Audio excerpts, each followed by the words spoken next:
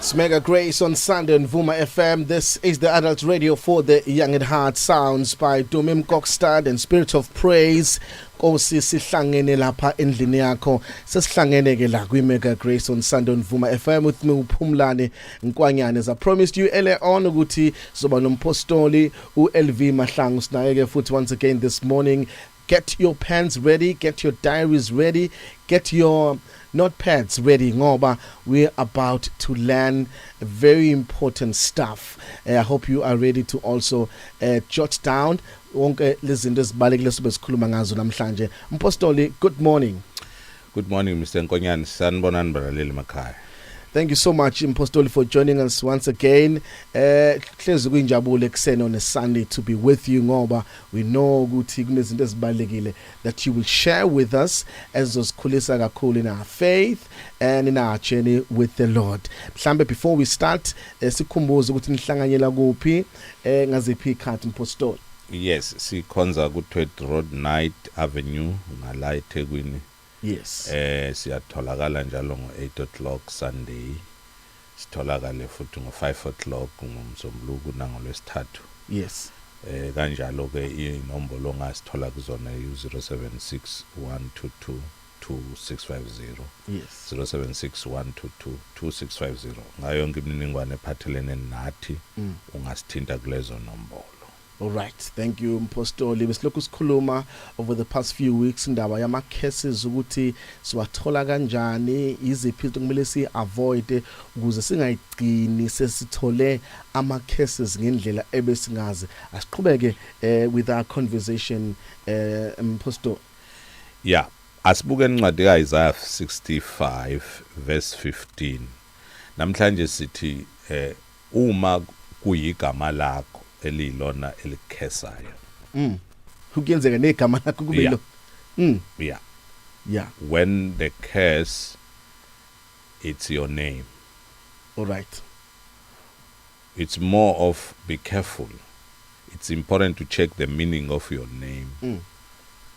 It might be a name that it has to do with a curse, or it's a name that means a curse or a bad thing. It's important ukuthi uyigadele into ngoba ingaba inawo umthelelo ukuthi ube nama problems amaningi uwabheke lana laphaya. Yeah.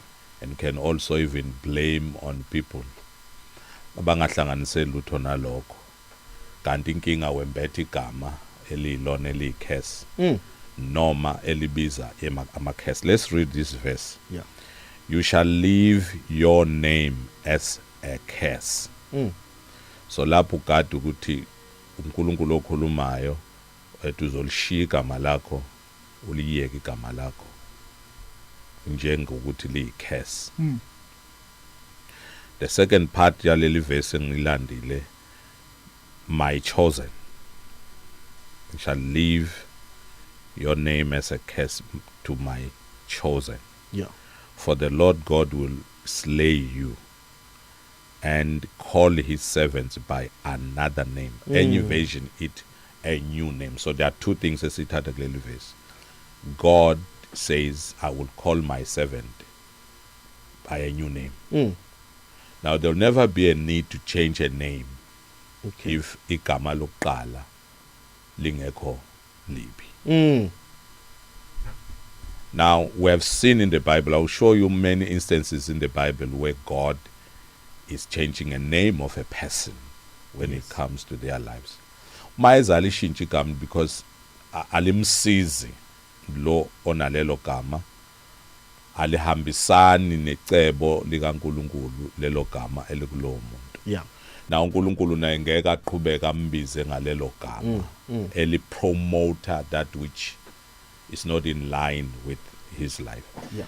As khulumeni nje iqiniso eqanjweni kwamagama, some people, some parents are very careless. Abanye amagama bawaqamba based on circumstances yokuzaleka komuntu, which may make that person ozaleke kuleso sikhathi kuleso simo abe nesimo esipermanent because of the name. I have looked in the Bible ngathola many instances angeke singene emavesini akhona because isikhathi ngeke sisivumele uba siwafunde, but I need to mention those verses so that umlaleli ekhaya ayenika isikhathi ukuqiniseka ukuthi uyazifundela ukuqiniseka ngalento engishoyo. Encwadini kaGenesis 17 verse number 5 to 15 uNkulunkulu ushintsha uAbraham umnika igama Elisha. There's a reason why. Ungazihluphi mawuthanda ungabuka meaning innocent, but the circumstances lokuqanjwa kwalo counts. Yes. And two, the environment aqanjwe kuyona, it also bear is into ethile ngalokho. Then when you look in the book of Matthew 18 verse 16, uzothola lapho no John 1 verse 42. Yes. uJesu efika kuPeter emshintsha igama, wena unguSimon manje suzoba uKefas. Bese kuyashiwa meaning why God is interested in changing the name. That has to do with the meaning of the name and the circumstances umuntu aqanjwe kuona, and the promotion of that which lelo name lelo gama li representayo. So some people bakheswa igama labo, bakheswa i-environment abazalwe baqanjwa ngayo, ekubiza ukuthi ibe i-concern kubona ukuthi in fighting things that are negative ngempilo yabo, they will have to consider the change of their names. Fortunately, la eSouth Africa umthetho uyakuvumela ukuthi ushintshe igama. Yes.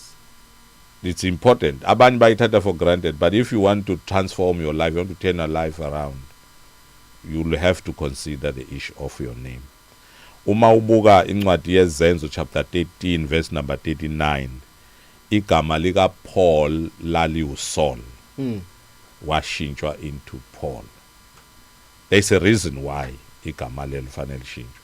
Then if you continue to read incwadi yamaJudges chapter number 6 verse 22 ya ku 32, sithola uGideon eqanjwe igama that has to do with idolatry, idol worship, and igama ligcina liyashintshwa ebizwa ngalinye igama. Mufunda isitori sika Gideon uyofika emaphethelweni yaso, sithi njengegama lakhe wagcina ebuyele in idol worship, from ekutheni esinzwe uNkulunkulu sesizwe uNkulunkulu liberate abantu, wagcina yakhe idol egcineni, egcina ebuyele ku idol worship. Ezinye izinto ziyokuyeka ngoba ushintsha igama, ngoba igama has become the address obizwa ngayo noma otholakala kuyona. Praying might not sometimes go alone when it comes to that, so you need to check your name. Uma uyofunda incwadi kaJudges chapter number 4 verse number 9 to number 10, sithola igama lika Jabez. Now lapho ngilande ukuthi uJabez, he is the one who had to pray concerning the issue of igama lakhe. Uma wakhe wamqamba ngegama elithi Jabez, ele associated with pain and regrets. But when he realized ukuthi igama lakhe lichaza lo ukuthi iBhayibheli wathandaza wacela uNkulunkulu ukuthi leli gama leli li replace noma kube nento enhle eshintsha le circumstances okuza, ngoba liyaveza ivesi lithi wamqamba ngalelo gama ngoba wamzala ngezinhlungu noma einhlungwini. Now lezi inhlungu okukhulunywa ngazo lapha akuchazi kuphela inhlungu zowesimame uma ebeletha njengokusho kweBhayibheli, lichaza also circumstances in which the mother bekuwona makuzaleka yena. She has gone through. Not only the labor pains. No. It's not only the labor pain. The labor pain is common. Everybody wesifazane should wefana uJabez. Abantwana bakhe. Na leli chaza ukuthi kukhulu abhekana nakho. Now kunamagama othi mawubezwa abantu bebizwa ngawo uzuthutha. Lokho akwenze njani? Ngaba isaga isithi sometimes kuthi isaga esithile. Kunento ezithile ezikhulumayo. Now look at the life of that person. Ngoba kuyiqiniso ukuthi igama umuntu kuyavama ukuthi alifuze. Yes. Yeah, kuyenzeka lokho ngoba the more ubizwa ngalo, the more kuenvokwa leyo nto igama eliphethe. So it's important that one should consider the issue of their names if bebona izinto zingenzeki kahle empilweni yabo. And then mawufuna incwadi kaSamuel chapter number 4 verse 21, there's also the issue of a name there. So it's important ke balaleli ukwazi ukuthi sometimes you need to take proper action about the situation yakho. Yes.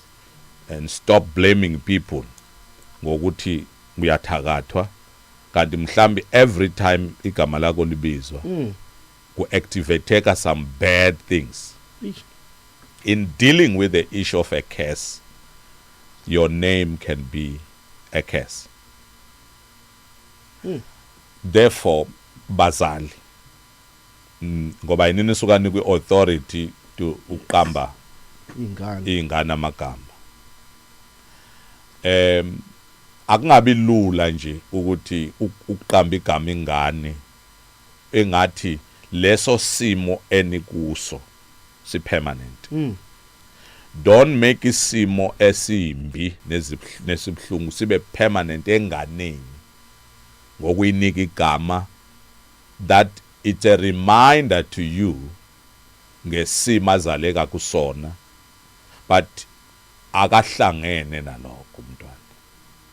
Because each time igama lakhe libizwa, it will be like reliving leyo mpilo owayemqamba echaza. Yeah. Echaza lo. Yeah. Kunomunye umntwana abanye bangabizwa umntwana ukuthi uZulani. Yabo? Yozula njalo umntwana. Of course. Umhambuma. I mean njoba ngikhuluma ngenza isibonelo njalo amagama because you know many people amagama specialized isiZulwini. Ocijimbi, yes. So loyo muntu oducijimbi kusho ukuthi ngamanye amazwi uqambelela igama ngoba unempi anayo, uzala iqhawe, uzala umuntu afuna ukuthi ayihlohle impi ayiqhubeke. Akezange kulweni umntwana. Akahlanganise lutho nempi. Kunani bekuthiwa ukuthula. Yes. Nokuthula. Unokuthula may mean peace. Ngaba nesimo mhlambe besikhona othifisa ukuthi sidlule. Yeah. So what I'm trying to say is that especially young couples, young people in banabantwana, never make isimo ingane oyitholele kusona sibe permanent enganeni. Angifuni isikhohlisane because we normally take scriptures and think ama scripture kwa confess and say what the scripture says, it's enough. We need to look at the scripture, take the scripture as a mirror. Look into the Bible as a mirror. Uzbuke wena. Because remember, when you were born, awuzalwanga under the environment yeBhayibheli. Okay. Izinto eziningi ezila eBhayibhelini zaziqondiswe kulaba ebakhethile as much as addressa umuntu wonke. Yes. But ungacabanga ukuthi ezinye zezinto ezisezwini lenkosi zovele zenzeke kuwe zibe automatic as if wena vele kakade zazihlelelwe wena lezo zinto. Kunomsebenzi omningi kuwena okholwayo nongakholiwe ofanele wenziwe wena to become fit for what God has promised. So in the process ngoba lento yoba ngishilo nje insukwini kwelinye ezinye zeinsuku ukuthi ngifuna ukuthi mase manje ngiqhamuka nemikhuleko. Yes. Wena mawungilalele since ngiqale ukukhuluma une list yezinto othi lento leyangithinta. Mase sibuya ngenkathi sobe siqala ukuthi now this is how you pray. Uzobwazi ukuthi udeala nani. So there are prayers that are specific about the name. Example engikunika yona ekaJabez. Yes. Akathandazelwanga. Wena ufuna ukuthandazelwa kwisimo esifuna uyithandazele. Because it's your name. Now after praying you'll have to go and change your name. Yes. Kunomunye umntwana mhlawumbe uma kungaba nesikoba nesikhathi mhlawumbe sokuveza ubufakazi bezinto ezithile engikhuluma ngazo. Wayeloke ebhizi zama ukwenza ipassport. Ezifuna ukwenza ID yenza ipassport. Kungenzeki konke until athandazelwe bese kuvela ukuthi there are two. Kune duplicate ekhona. Now I'm asking ukuthi who is this second person? When you go deep wathola ukuthi igama. There's a situation eyenzeka e prison. I think bangilalele nje abantwana bami balapha e prison. kwaboshwa umuntu ngoba igama abizwa ngalo le spirit esithile Yo. esisona mabembize siba active mawumbiza nje mina nguLazarus igama lami lengaqanja mawuthi Lazarus kusabela the spirit if that name is a curse that name it means war it means something that is negative. When you call me you are kusabela leso spirit and samenzisa izinto ezagcina zimbeke lapha eWestville. So as we go then nkosazana lapha eShumayela and all that, what happened, prayer, then the spirit manifested. Yeah. Sachaza ukuthi lo omzela yimina ngoba ngizosebenza la. Ngifuna abantu abali I used the body. Ukuze afike lapha because of the name. Ish. So there are certain behavior abantu ababa nawo angeka resolve anything except change the name. Not only changing the name kwa Home Affairs, spiritual too. Because your name has become your address. Your name has become an identity. So mlaleli kubalekile ukuthi ukuthathe serious when we talk about the curse, misfortune, khuluma ngezinto ezimbi. You might not ukuthi ukhona umuntu oqalekisayo phese ukuthi ulwa nawo, but every time ubizwa ngalelo gama ku-activate leyo curse. Now umuzibiza ngalelo gama activate njengoba uvuka nje kuseni namhlanje lelo gama ukubiza ngalo the whole day, the whole week, and that affects your destiny. If you are serious about your destiny, you need to look all around. Ungeke ubuke nje one sided, because even ezinto ezikulandela they might be attracted by the name. So it's important that balaleli, when we talk spiritual things, singazibuki ngengqondo kuphela, sizibuke sibe kumoya, singabantu abavulekile amehlo engqondo, ukuze sikwazi uku-understand the meaning behind izinto esizilalelayo. Kubalekile kakhulu ukuthi igama lakho li reflect into ofuna ukuyibona, libe prophetically likhulume into that must one day manifest, not into elwa nokuhle ngawe nokufisayo nalawo yakhona. It's Mega Grace on Sunday on Vuma FM Adult Radio for the Young at Heart. That was Umpostoli uLV Mahlangu, and today we were talking about something very important, the names that we give abantwana bethu, the meaning of their names, even amagama ethu. We need to be careful ukuthi ngabe asilimitwa yini amagama esibizwa ngawo.